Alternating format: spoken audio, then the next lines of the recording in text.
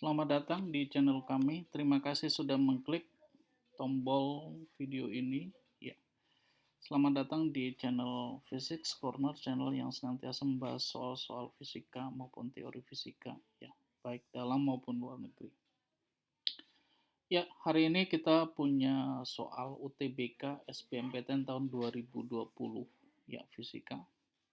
Kita akan coba membahas ini. Kurang lebih ada 20 nomor. Mudah-mudahan terselesaikan semuanya. Ya. Dan ini diberikan kunci jawaban sampai 20 nomor ini ya. Saya download dari Media Educa, solusi lulus menghadapi ujian. Kalian boleh coba apply ke sana. Ini pada batas saya mencoba membahas ya. Semoga bisa membantu kalian menyelesaikan soal-soal UTBK SBMPTN di tahun-tahun berikutnya. Jangan lupa untuk subscribe, like, ataupun komen supaya meningkatkan semangat untuk membuat video-video seperti ini. Oke, kita mulai aja dari nomor 1. Besarnya modulus elastisitas suatu kawat jika salah satu ujungnya ditarik bergantung pada besaran-besaran berikut, kecuali apakah jari-jari kawat, massa beban, panjang kawat, massa kawat, percepatan gravitasi, mana ya? Ingat, ini kecuali yang ditanya. Oke, kalian pasti ingat tentang modulus elastisitas atau dilambangkan dengan huruf E biasanya ya. Huruf E. Modulus elastisitas itu adalah stres atau tegangan dibagi strain atau regangan. Ya. Sementara tegangan itu apa? Ya. Tegangan itu adalah gaya perluas. Ya. Ini gaya dibagi luas. Kemudian regangan itu apa? Regangan itu adalah pertambahan panjang, ya. Tambahan panjang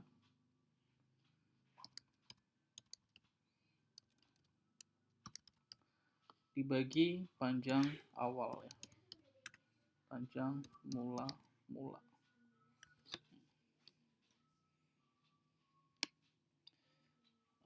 Sorry, agak beribet ini. Oke, kita lihat gini, apakah jari-jari kawat mempengaruhi? Iya betul, ini kaitannya dengan luas. Karena luas itu kan pada luas penampang lingkaran VR kuadrat. Maka jari-jari mempengaruhi. Kemudian massa beban. Ya, massa beban itu ada di gaya ya. Karena gaya itu adalah M kali G. M di sana itu adalah massa beban itu. Bukan massa dari kawat ya, bukan. Kemudian panjang kawat, betul. Ini panjang kawat ya, panjang mula-mula nih, panjang mula-mula ya. Sorry agak beribet ini ya. Panjang mula-mula atau panjang kawat. Jadi C itu termasuk bukan pengecualian. Kemudian D massa kawat. Nah ini nggak ada di sini massa. Ya. Ada massa juga massa beban. Ya massa beban yang mempengaruhi gaya. Ya gaya di sana adalah berupa gaya gravitasi atau gaya berat M kali G. Iya, dengan demikian G juga termasuk ini ya, bukan pengecualian percepatan gravitasi. Maka jawaban yang tepat ya adalah yang massa kawat ya kecualinya. Nah, ini. Oke, kita lihat nomor 2 ya. Jangan lupa untuk tekan tombol subscribe, like ataupun komen ya.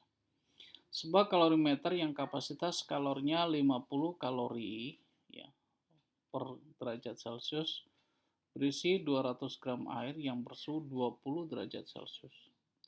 Kemudian di dalam kalorimeter itu dimasukkan 100 gram es. Oke. Pada suhu minus 10 derajat Celcius. Setelah dicapai keseimbangan termis ya. Massa es yang melebur adalah massa es yang melebur. Ini berkemungkinan dia berada pada titik 0 derajat Celcius, suhu timbangnya. Ya. Oke, kalorimeter dengan es suhunya berbeda. Kalorimeter 20 derajat Celcius dan es adalah minus 10 derajat Celcius. Ya.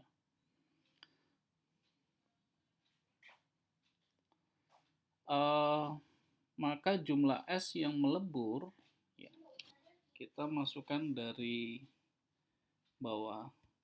Jenis kalorimeter, ya, dikali delta T, atau dalam hal ini adalah 50 kali delta T. Delta T-nya adalah dari 20 ke 0, ya, sama dengan 20 derajat. Kemudian dia melebur tanpa naik suhu, plus jumlah yang melebur adalah M, dikali kalor leburnya adalah 50. Kalor lebur dari es itu adalah setengah, ya, kalau dalam kalori per gram. Ya, ini M kali L. Kemudian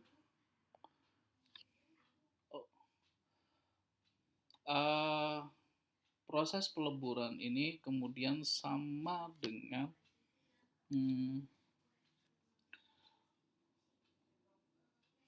Bapak, saya ulang lagi dulu dari es naik ke atas dulu, ya. Es naik ke atas sebanyak massa es adalah 100 gram, ya, dikali kalor jenis es adalah 0,5, ya. Kemudian dikali delta T, es itu dari min 10 sampai ke 0, berarti dia 10 derajat, ya. Kemudian dia melebur, ya. Yang melebur adalah masanya M, ya, es itu, dikali kalor leburnya adalah 80 derajat, 50 kalori per derajat Celcius.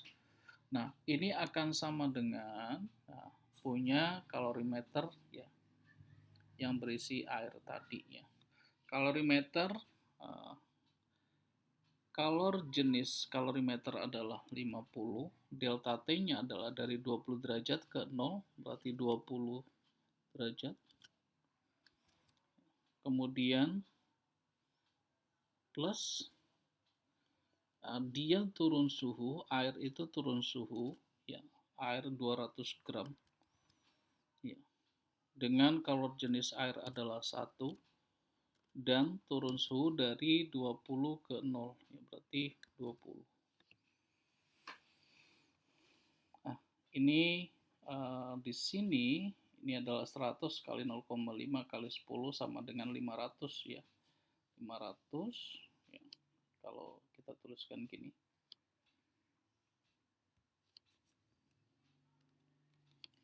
500, ya, ditambah 50 M, ya, sama dengan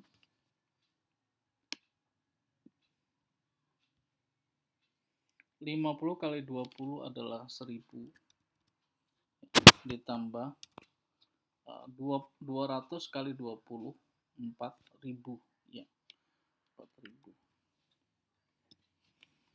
1000 ditambah 4000, 5000, ya. 5000 kemudian dikurang 500, jadi 4500. 4500 dibagi 50, ya. 4500 dibagi 50, ini adalah 90 gram. Ternyata 90 gram. Coba kita cek ada yang salah enggak, ya. Ini 1000,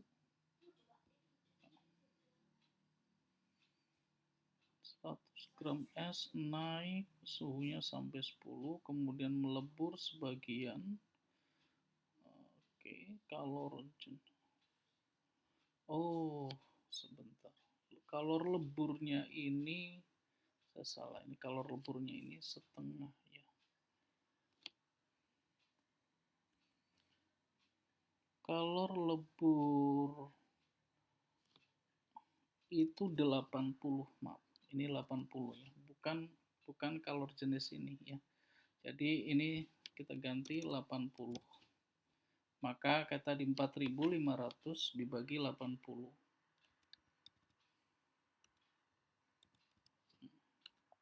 56,25. Ya, jawabannya jadi yang ini ya. 56,25 gram. Mudah-mudahan mengerti ya. Saya tidak menggunakan coret-coret biar tidak terlalu banyak coretan di sini. Ya. Kalau saya ulang lagi, ini 100 kali 0,5 kali 10 adalah proses es naik suhu dari minus 10 sampai dengan 0 derajat. Ya. Kemudian ini M kali L. Nah, L ini tidak disebutkan di soal ya, tapi pasti ada di halaman muka ya, tidak ada di soal di sini. Ini 80 ya, dalam kalori per gram. Kemudian ini adalah proses turun suhu dari air ya. Proses turun suhu dari kalorimeter, maaf. Kalorimeter ini 20 derajat turun ke 0 ya, dia sendiri punya kalori jenis 50 kalori per derajat Celcius. Nah, kemudian ini 200 ini adalah turun suhu dari air 200 gram ini. 200 gram kalori jenis air adalah 1 dan perubahan suhunya adalah dari 20 ke 0. Ya, kita hitung-hitung ini 500, yang ini adalah 1000, yang ini 4000. Jadi 80 M itu sama dengan 1000 tambah 4000 dikurang 500 ya. Jadi 4500. Sehingga M sama dengan 4500 dibagi dengan 80. Seperti itu. Hasilnya 56,25. Oke, selanjutnya nomor 3. Ya. Agar kecepatan gerak partikel gas ideal dalam suatu ruang tertutup menjadi 3 kali kecepatan semula, maka suhunya harus dinaikkan menjadi berapa? Kecepatan itu sebanding dengan kuadrat suhu ya. Kalau kalian ingat, V sama dengan akar 3T per M. Ya, maka V itu sebanding dengan akar T. Atau T sebanding dengan kuadrat kecepatan. Maka ya jelas ya, kuadrat dari 3 adalah 9. Ya, jadi jawabannya adalah 9. Demikian. Kemudian nomor 4, ya, perhatikan gambar di bawah ini. Besar daya listrik pada hambatan 8 ohm adalah berapa? Nah, ini hukum Kirchhoff 2 ya, tentang rangkaian loop, rangkaian tertutup. Berapa daya yang ada di hambatan 8 ohm ini? Kita harus menentukan berapa kuat arus di sini ya. Ataupun kita harus menentukan beda potensial di sini ya. Gini. Ini kutub positif, ini juga kutub positif, berkemungkinan arus yang di sini, sebutlah ini I1, yang berarah ke sana, ya, berarah memutar searah jarum jam, ya. Dan kemudian I2 juga sama, I2 anggap aja ke sana, ya, berarah ke kiri, berarah ke kiri.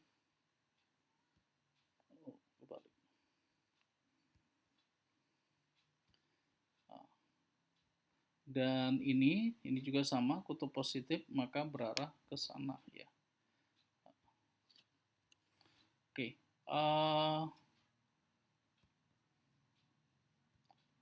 saya sebutkan bahwa ini tadi dianggap sebagai ini adalah I1 ya.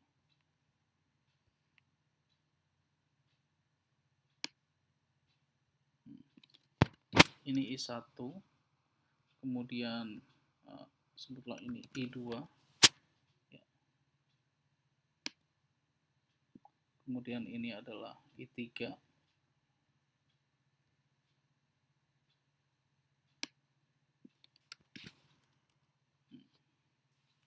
Maka kalau kita menggunakan hukum Kirchhoff 1 ya, di titik cabang ini ya, jumlah arus yang masuk sama dengan jumlah arus yang keluar ya. Artinya ini yang masuk adalah I1 dan I3.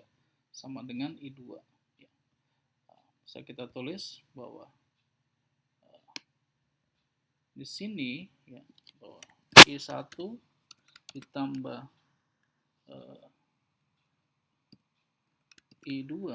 I3 sama dengan I2.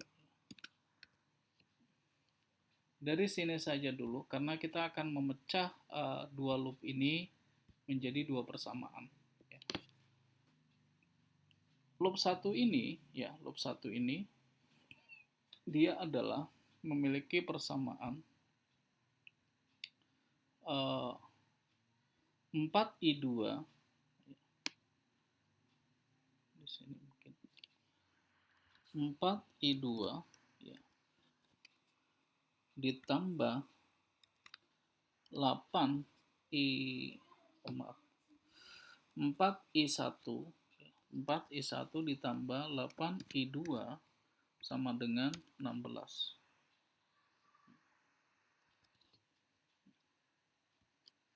Boleh kalian lihat 4 ini adalah 4 ohm ini ya. 4 ohm dikali I1 ditambah 8 ohm dikali I2 sama dengan 16 volt. Atau mungkin bisa kita sederhanakan bagi dengan 2, ini akan jadi 2I2 ditambah 4I2, maaf tadi 2I1 tambah 4I2 sama dengan 8. Oh ternyata masih bisa kita bagi lagi 2 ya, bagi 4 jadi I1 ditambah 2I2 sama dengan 4. Nah ini persamaan di loop 1, loop atas ini ya, yang meliputi I1 dan I2. Sekarang loop 2 ya, loop 2 ini juga sama tandanya seperti ini. Dia melewati hambatan 12 ohm I3 ya.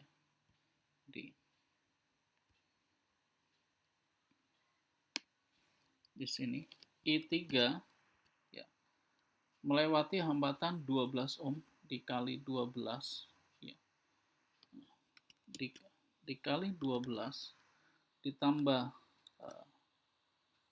8I2 sama dengan 18 ohm. Yang ini ya. Ini 12I3 Bapak ganti dengan 12I3 ya, ditambah 8I2 ya, sama dengan 18 ohm. Dan ini kita bisa bagi dengan 2 mungkin ya, bagi 2. Jadi ini 6, ini 4, ini adalah 9. Nah, kita punya 3 persamaan ini ya. 3 persamaan 1, 2, dan 3 ini. Dari 2 persamaan ini, ya, 3 persamaan ini, kita butuh I2 saja. Ya, butuh I2. Coba kita ganti I3 ya, dengan persamaan baru bawah. Kalau dari sini bisa kalian lihat, I3 itu sama dengan I2 dikurang I1. Ya, betul kan? Ya. Nah, kita ganti I3 di sini menjadi seperti itu. Jadi ini kita ganti dengan I2 min I1 ya. Coba kalian sederhanakan ya. 6I2 dikurang 6I1 plus 4I2 sama 9. Artinya punya I2 ini punya 10I2 ya. Bisa kita ganti mungkin di sini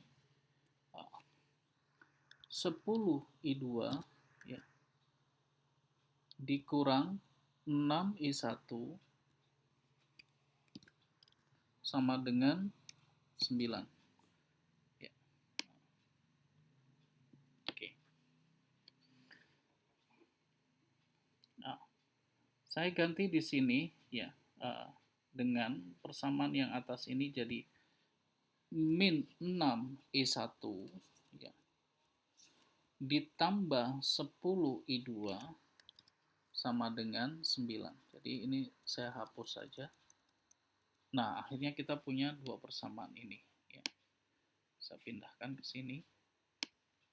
Ya. Oke. Balik lagi kita hanya butuh I2. Ya. Bagaimana menghilangkannya? Nah, kalikan aja dengan 5 ya. Yang atas ini kalau kita kali 5 supaya jadi 10 ya. Nah, kalikan dengan 5. Oh, sorry. Kalikan dengan 5 jadi 5I1, ini jadi 10, I2, ini jadi 20. Nah, gitu. Terus bagaimana setelah ini?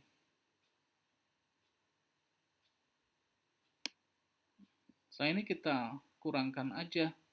Jadi seolah didapat di sini bahwa 10I2 dikurang 10I2 hilang ya. 5 plus 6 jadi 11. 11I2 sama dengan 20 kurang 9, 11. Ya. Terlihat bahwa I2 jelas-jelas ya. I2 adalah 1 ampere.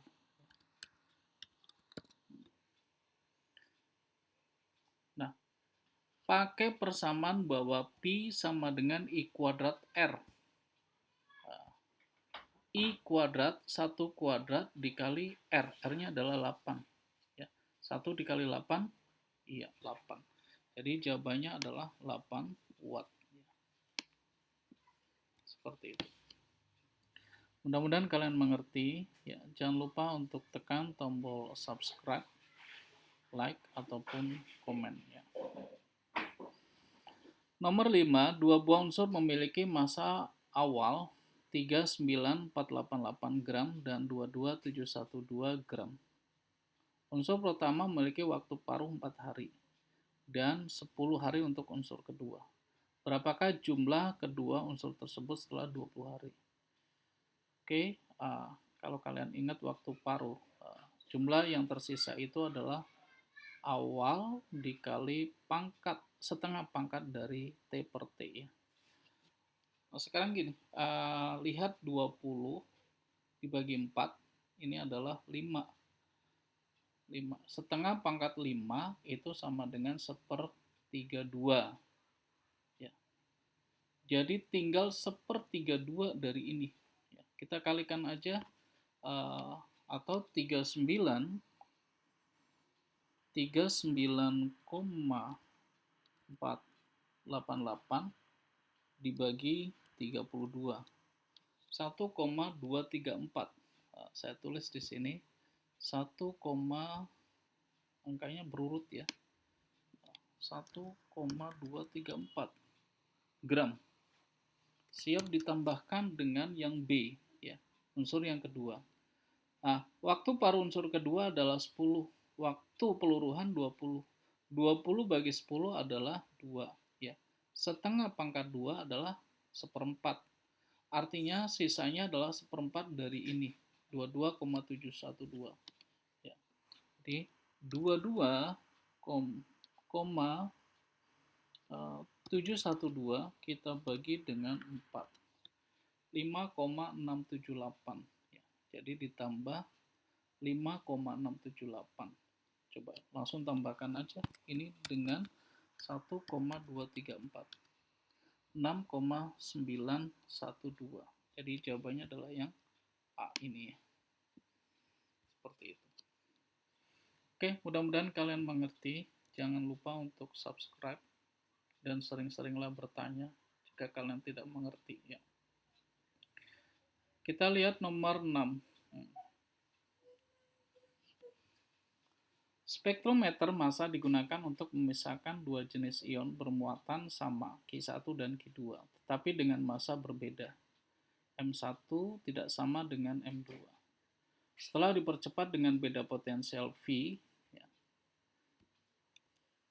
ion-ion tadi bergerak memasuki daerah bermedan magnet B secara tegak lurus, sehingga mereka mengikuti lintasan gerak berbentuk lingkaran dengan jari-jari R. Anggaplah bahwa pada saat memasuki daerah bermedan magnet B, kecepatan kedua massa adalah V1 dan V2, serta jari-jari lintasan keduanya adalah R1, R2. Bila M2 sama dengan 4 kali M1 dan V1 adalah 2 kali V2, maka berlaku, nah, ini R1 itu berapa kali R2. Oke, kalau kalian ingat tentang perbandingan gaya sentrifugal dengan gaya elektrostatik, ya, itu bahwa jari-jari itu sama dengan MV per BQ. Nah, variabel yang berbeda itu M dan V. Ya, artinya perbandingan, kalau kita lihat perbandingan R1 banding R2, ya, itu adalah perbandingan, lihat dia setara atau berbanding terbalik, ya. Perbandingan yang pertama yang setara adalah M1 banding M2. Nah, kemudian kita kali aja, ya. Bagaimana dengan V? V juga ternyata setara, ya. Jadi V1 banding V2. Ya udah, kita masukkan saja, maka R1 itu sama dengan M1 banding M2, ya. Posisikan ini seperti ini, jadi seperempat, ya. Seperempat kita kali dengan V1 banding V2, ini adalah 2. Kemudian dikali R2. Seperempat kali 2 sama dengan setengah. Ya. Berarti jawabannya adalah setengah R. Oke, mudah-mudahan kalian mengerti dengan pemaparan ini. Ya. Lihat nomor 7.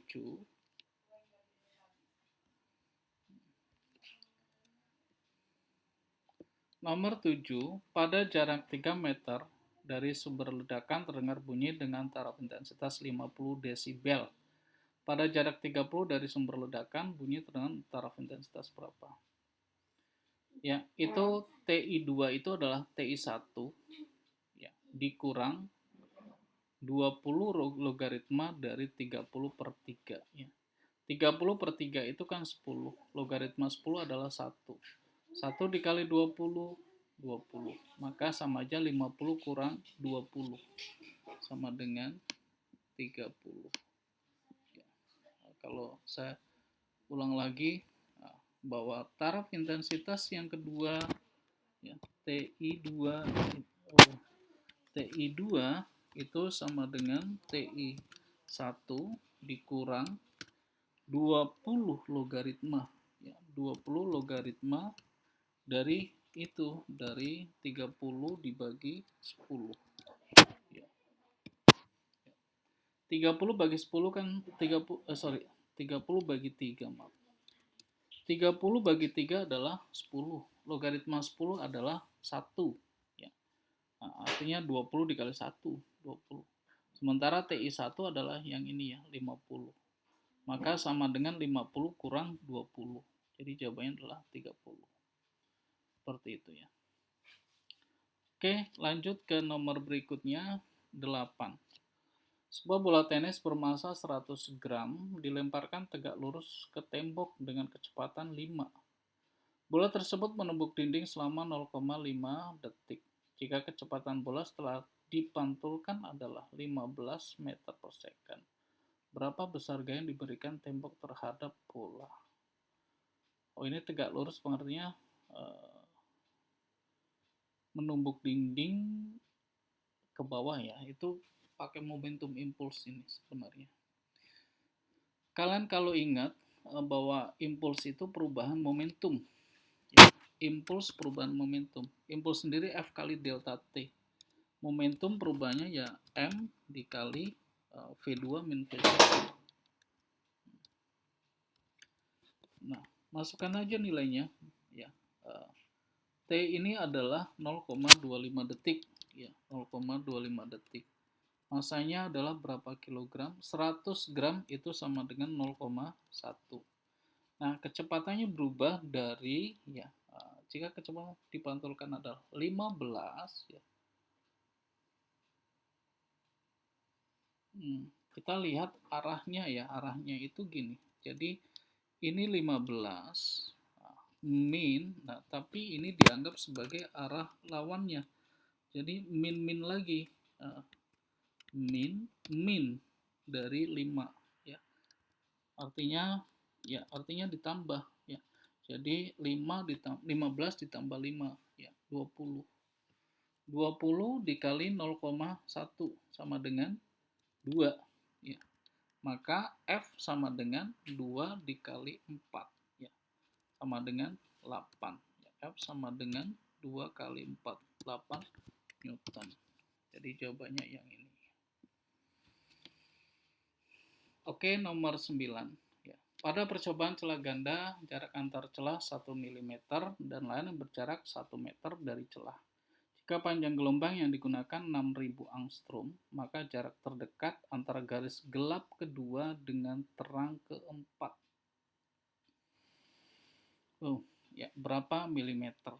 Ya, ini kalau kalian ingat ya, mudah-mudahan ingat ya, bahwa dP per L ya sama dengan M lambda. Aduh, lambda nulisnya agak susah ya, lambda. Oke, saya tuliskan langsung mengganti ini ya, bahwa D itu jarak antar celah 1 mm. 1 mm itu 1/1000 ya, atau 0,001. Nah, P ini yang ditanya ya. Jarak antar frinsi ya, fringi.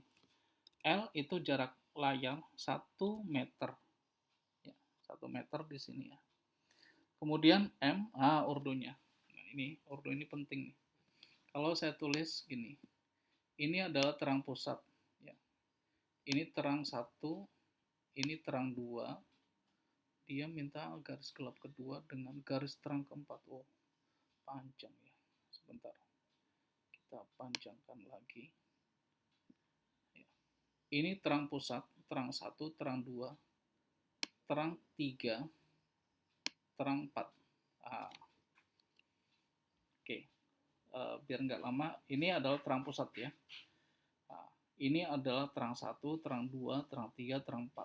Nah, ini terang 4 ya. Ini satu ordo ya. Terang ke terang. Nah, di sini ada gelap nih, ada gelap. Gelap saya ganti dengan warna yang gelap ya.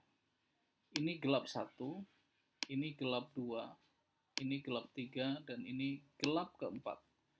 Nah, dia bilang adalah garis gelap kedua ya, dengan terang keempat. Gelap kedua adalah di sini ya. Terang keempat adalah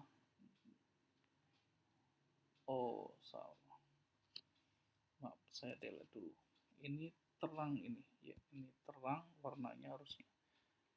Nah, gelap 1, gelap 2, gelap 3, gelap 4, terang 4. Terang ke terang adalah ordonya 1, gelap ke gelap ordonya 1 juga. Jadi terang ke gelap ordonya adalah setengah. Ya, artinya kalau dari gelap kedua ke terang keempat, ini gelap kedua, gelap ketiga, gelap keempat, ya, berarti 2. Ditambah terang keempat, setengah. Ya, saya ulang lagi. Ini dari gelap kedua. Oh maaf, ini gelap pertama. Gelap kedua, ya ini. Gelap kedua ke gelap 3, 1. Ke gelap 4, 1 juga, jadi 2. Nah, ditambah ke terangnya. Nah, ini adalah setengah. Jadi ordonya 2,5. Saya ganti ini jadi 2,5 ya. M ini jadi 2,5. Nah, lambda itu 6000 angstrom. 6 kali 10 pangkat minus 7. 6 dikali 10 pangkat minus 7. Saya ajarkan ke kalian bahwa kita nggak usah harus merubah unit ya. Lihat angka utamanya aja. Ya. Ini lihat, 1, 1. Dibagi 1 dikali 1 ujungnya adalah tetap 1. Maka bisa kita cancel 1 ini ya. Kita coret 1, 1. Nah, tinggal lihat 2,5 kali 6. 2,5 kali 6 adalah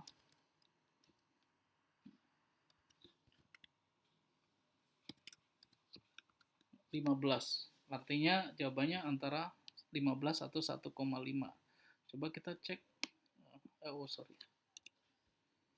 Oh, ternyata ada 1,5, ada 15 ya. Oke, gini. Ini adalah 15, ini 10 pangkat min 3. Motong di sini 10 pangkat min 4. 15 10 pangkat min 4. Kalau dibikin 1,5 jadi 1,5 10 pangkat min 3. Jadi ya ini 1,5 ya. Milimeter. Jawabannya B.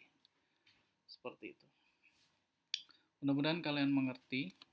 Tanyakan jika tidak mengerti ya. Nomor 10, seorang yang berkacamata miopi tak mampu melihat dengan jelas benda yang terletak lebih dari 50 cm dari matanya. Ya, kacamata yang dibutuhkan untuk melihat jauh harus mempunyai lensa dengan kekuatan. Miopi itu rabun jauh. Ini titik dekat. Nah, bagi aja dengan ini, 100 bagi ini. 100 bagi 50 adalah 2. Dan karena miopi, dia adalah minus ya. Jadi jawabannya adalah minus 2. Nomor 11, kereta api bergerak dengan laju 72 km per jam menuju stasiun sambil membunyikan peluit. Bunyi peluit kereta api tersebut terdengar oleh kepala stasiun dengan frekuensi 680 Hz. Jika kelajuan bunyi di udara 340 meter per second, maka frekuensi peluit kereta api tersebut adalah ya, ini tentang efek Doppler ya.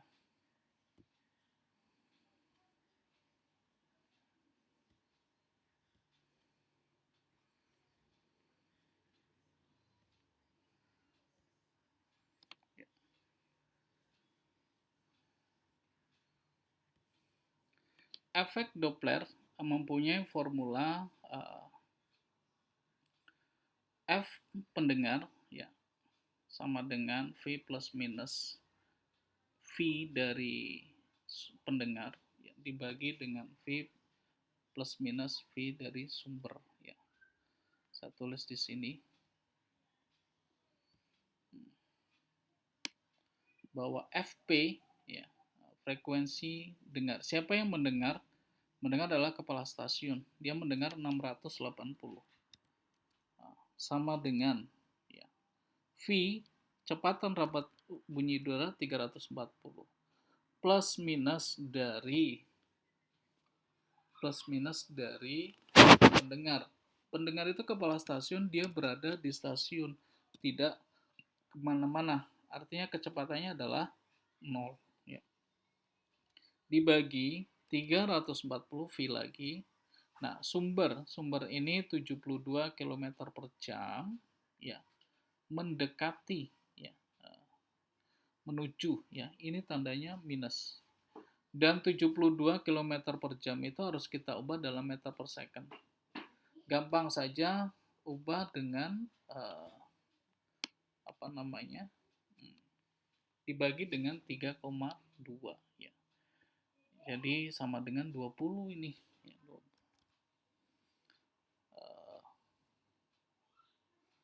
dikali yang total ini semua dikali dengan frekuensi sumber. Frekuensi sumbernya berapa? Fs. Ya. Akhirnya ini sama aja dengan 680 ya. 680 dikali dengan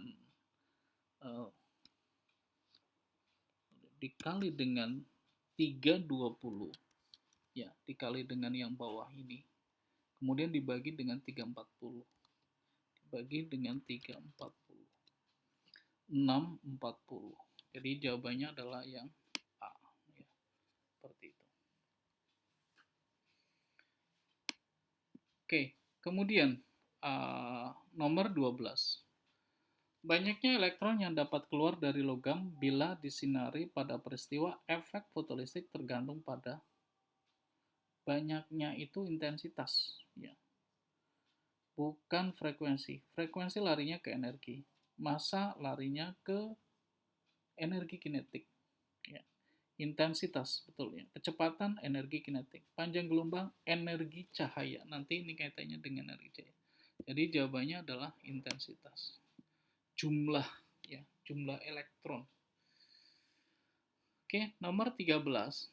Kelajuan partikel memiliki momentum linear 5 mega elektron volt per se. Energi relativitas total 10 MeV.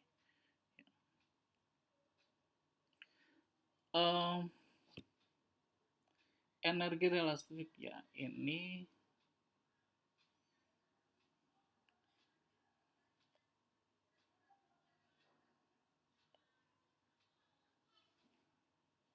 bahwa E kuadrat ya perse ini ya. Kelajuan partikel momentum E kuadrat ya sama dengan momentum relativistik kuadrat ya, dibagi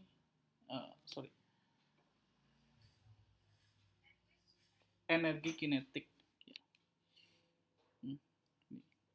Kalau kita lihat sebentar, kinetik energi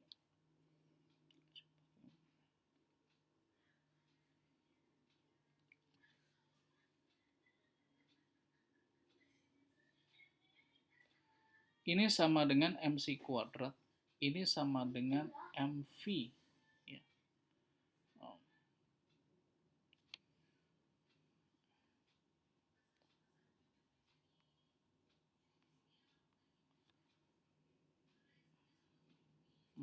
Sebentar.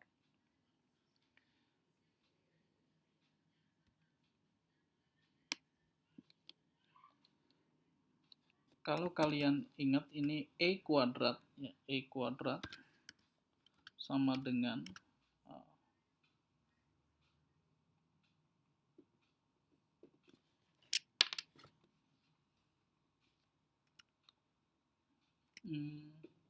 E0 kuadrat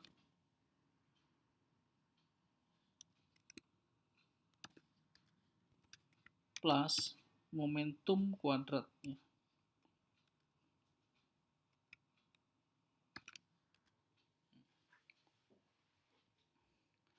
Kalau kita lihat jawabannya 13 itu B ya. B itu 0,5 C.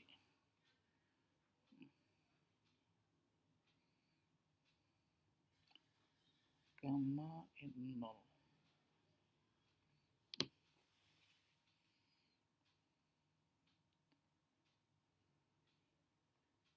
Nah, ini harus dioret-oret ya, harus ini.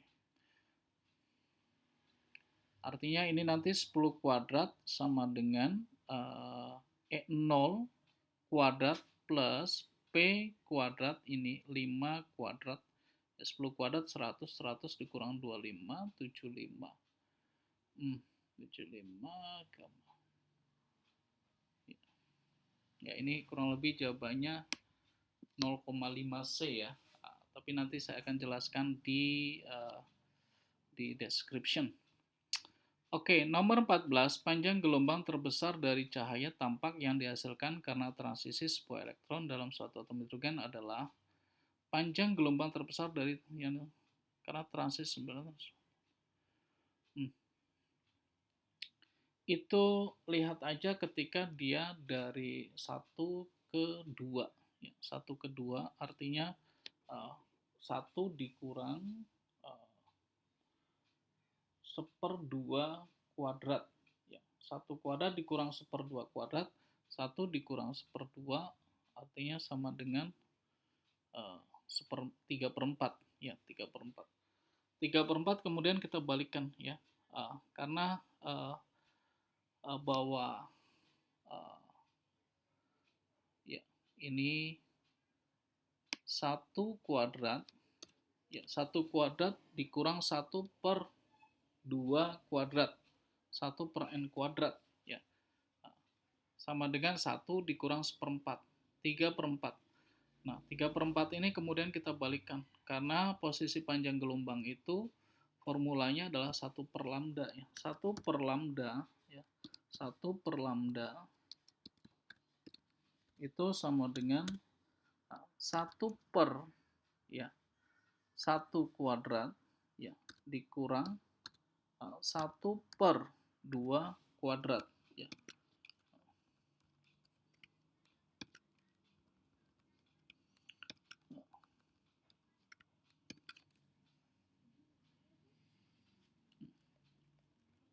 Ini kuadrat ya, ini kuadrat ya, ini juga kuadrat. Silakan lihat di perumusan spektrum atom hidrogen ya. Kemudian per dari R. Sehingga yang tadi saya bilang ini bahwa 1 dikurang 1/4 sama dengan 3/4 ya. Nah, karena yang tanya lambda maka dibalikan R dikali 4/3. Jadi jawabannya adalah yang A.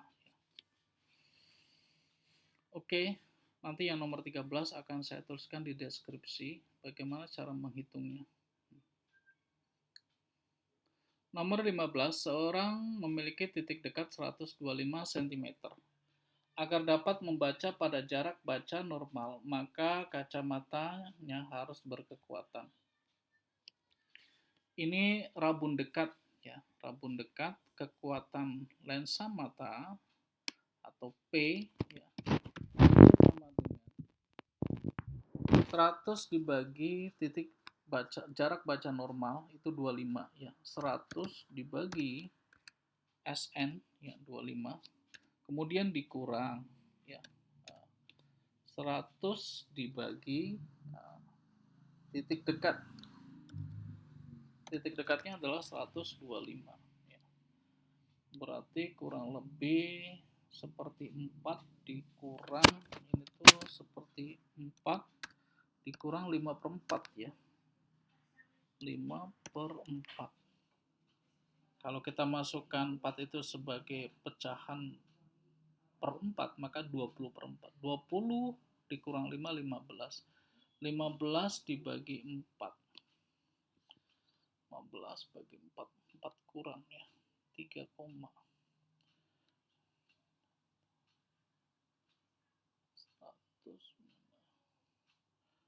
ini 30 ya. Sebentar. Saya ambil ini adalah 25 ya. Kadang sebagian ada yang ngambil 30. Jadi 130 10/3 ini iya 4/5. Oh sorry. Ini terbalik maaf. Ini 4/5 ya. 4/5 ya. Jadi kalau kita bikin itu 4/5 itu 0,8 ya. 4 dikurang 0,8 3,2 ya. 3,2 ini adalah rabun dekat maka positif ya. C. Oke, 16. Masih ada sekitar 5 nomor lagi ya. Jangan lupa untuk tekan tombol subscribe ya. Mudah-mudahan channel ini bisa membantu kalian mempersiapkan ujian masuk perguruan tinggi negeri ya, TPK.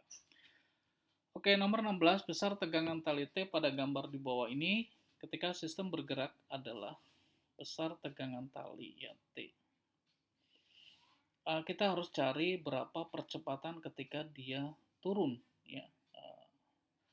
Asumsikan T nilainya sama dulu ya, emang sama ya. Jadi turun itu dia memiliki percepatan entah mana yang besar ya. Itu sama dengan M1G ya. M1G dikurang M2G sin theta ya, sin X. Sin X, sebutlah sin X gitu ya. Oh, sorry. Nah, kemudian ini dibagi total massa ya, dibagi total massa atau M1 plus M2. Ini percepatannya. Coba kita hitung. Massa 1 adalah 1 kg. Kalau kita pakai gravitasi 10, maka 1 kali 10 ya. Di sini sama dengan 10 ya. Massa 2 adalah 2 kg dikali gravitasi 10, 20 dikali sin 0,8 ya. 20 kali 0,8 1,6 ya. Jadi di sini adalah 1,6. Maaf sebentar. 20 dikali 0,8.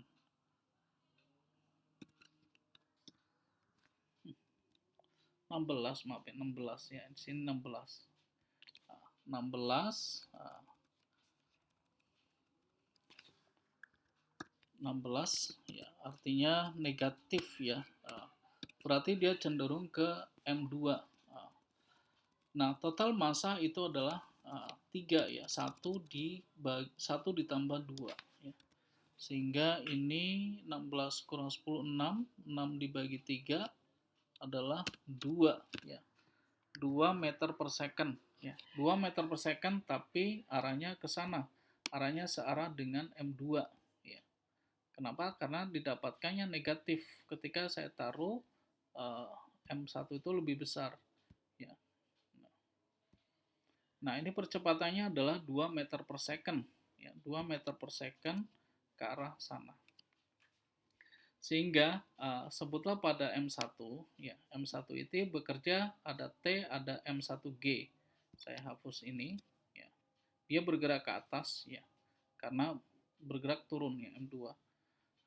Bisa kita tulis gini, tegangan tali ya, dikurang massa berat beban M1 ya, M1 adalah, oh ya Allah, maaf saya terbalik tadi tentang massa ya, saya ulang lagi, salah ini,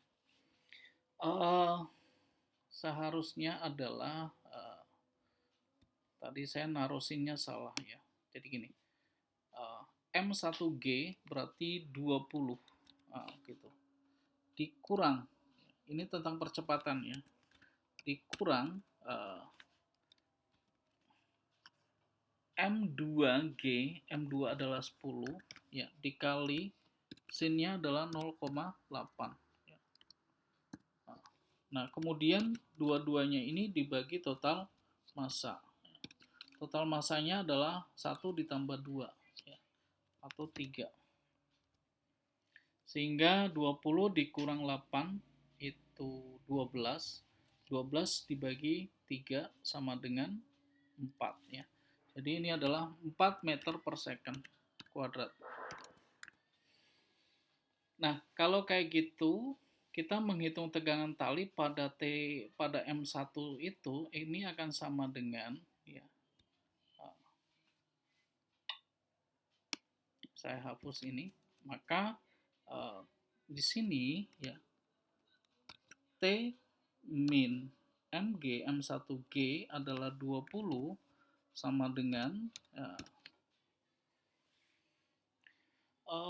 dia tadi positif ya, berarti terbalik, sorry, 20 minus T ya, dia dominan ke bawah ya, sama dengan masanya 2 kali percepatannya adalah 4. Jadi T itu akan sama dengan 20 dikurang 8, 12 Newton ya. Jadi jawabannya adalah 12 Newton. Nah, seperti itu. Kalian bisa repeat ditahan dulu ya videonya kalau belum begitu jelas ya. Oke, nomor 17. Suatu sumber bunyi dengan frekuensi 700 Hz bergerak berlawanan arah dengan pendengar, kecepatan pendengar 20, sedangkan frekuensi yang terdengar 620. Bila cepat rambat bunyi di udara adalah 330 meter per second, maka kecepatan sumber bunyi adalah berapa? Kayaknya ini sama dengan yang tadi ya, hampir sama dengan yang ini ya. Nomor 11. Oke, kita lihat aja gini ya. Frekuensi pendengar, dia mendengarkan dengan frekuensi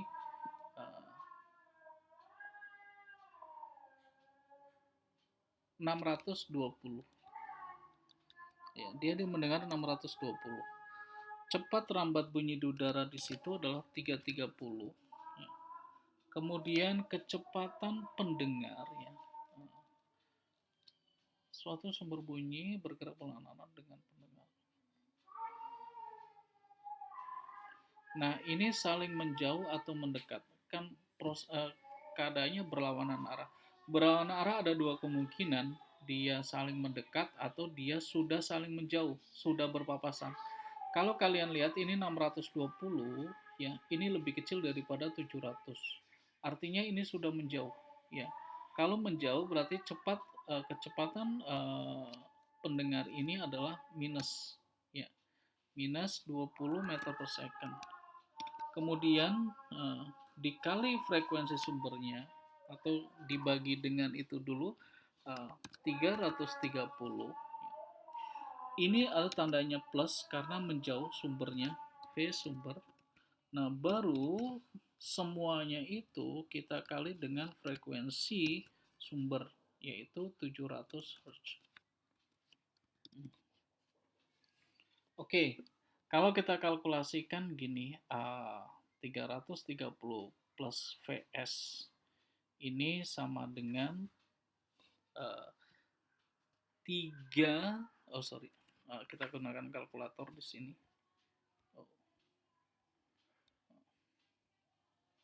Nggak kelihatan ya, saya geser sini. Oke. Ini sama dengan 330 dikurang 20, 310, 310 ya, dikali 700 ya, kemudian dibagi 620 ya, berapa? Baru dikurang dengan 330. Ya, hasilnya adalah 20. Jadi kecepatan sumber bunyi itu adalah 20 meter per second. Oke, mudah-mudahan kalian mengerti. Kalau tidak mengerti bisa di-repeat lagi ya. Nah, ini video jadi kalian bisa ditahan untuk bisa melihat jawabannya. 18 tentang teori. Ya. Pernyataan berikut yang menunjukkan gejala Compton adalah Compton itu efek Compton ya. Ketika ada elektron yang rehat, elektron yang diam ditembak oleh foton, maka terjadi perubahan panjang gelombang. Oke, A. Permukaan logam yang disinari menghasilkan fotoelektron dan menghasilkan arus listrik. Bukan, ya. Jumlah fotoelektron yang dihasilkan oleh permukaan logam berbanding lurus dengan intensitas cahaya yang menyinari. Betul, tapi bukan kaitannya dengan gejala Compton. Ya. Ini adalah gejala pada efek fotolistrik. Benar, ya. Tapi pada efek fotolistrik. Partikel-partikel alfa ditembakkan ke permukaan logam emas tipis akan dihamburkan. Nah, ini percobaan Rutherford. Ya, juga bukan. Hamburan sinar X oleh elektron, di mana panjang gelombang sinar yang menjadi lebih besar. Nah, ini. Yang tadi Bapak bilang bahwa ini ada terjadi perubahan panjang gelombang. Coba kita lihat yang E. Permukaan logam ditembaki elektron bertenaga menghasilkan pancaran-pancaran gelombang elektromagnetik. Juga bukan. Ini kaitannya dengan efek fotolistrik. Jadi jawabannya adalah yang D. Oke, 2 nomor lagi. Coba kita lihat 2 nomor lagi. Mudah-mudahan ini bisa membantu kalian dalam menghadapi ujian masuk perguruan tinggi negeri ya. Jangan lupa untuk tekan tombol subscribe, membantu channel ini semakin berjaya. Nomor 19, dua lampu masing-masing bertuliskan 60 watt 120 lampu A dan B 60 watt 120 lampu B. Ternyata sama ya. Jika lampu A dan B dirangkai paralel pada tegangan 60 volt, iya, maka besar daya gabungan kedua lampu adalah berapa? Gini, kita harus tahu berapa resistor di sini ya. Resistor di sini. Ketika dia dipasang pada 60 watt, maka dipasang pada tegangan 120 volt, dayanya adalah 60 watt. Coba kita cari nilai resistan ini ya. Resistan itu adalah V kuadrat dibagi P ya. Jadi 120 kuadrat ya, 120 kuadrat dibagi 60. 240 ohm ya. Ini adalah 240 ohm masing-masing. Nah, kalau diparalelkan, kalau seri kan ditambah saja. Kalau diparalel dibagi 2. Jadi 240 kita bagi 2. Nah, ini adalah hambatan gabungan. ya 120 ohm. Nah, kalau dipasang pada tegangan 60 volt, ya kira-kira berapa dayanya? Balikin lagi ya, daya itu V kuadrat per R ya. Jadi 60 dibagi 60 kuadrat dibagi 120. 60 kuadrat berarti 36 ya, 3600 dibagi 120. 30 watt. Jadi jawabannya adalah B ya. Seperti itu. Oke, kalau tidak mengerti kalian bisa tahan video ini sampai dengan mengerti ya, karena nggak saya tulis tangan.